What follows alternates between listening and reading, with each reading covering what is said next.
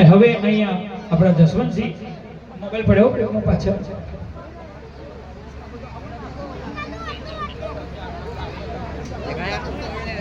જસવંતજી રાજાજી ઠાકોરના લાડકવા દીકરા કિશોરભાઈના શુભ લગ્ને અહીંયા સુપરસ્ટાર વિક્રમભાઈ ઠાકોર એમની ટીમ સાથે પધાર્યા હોય ત્યારે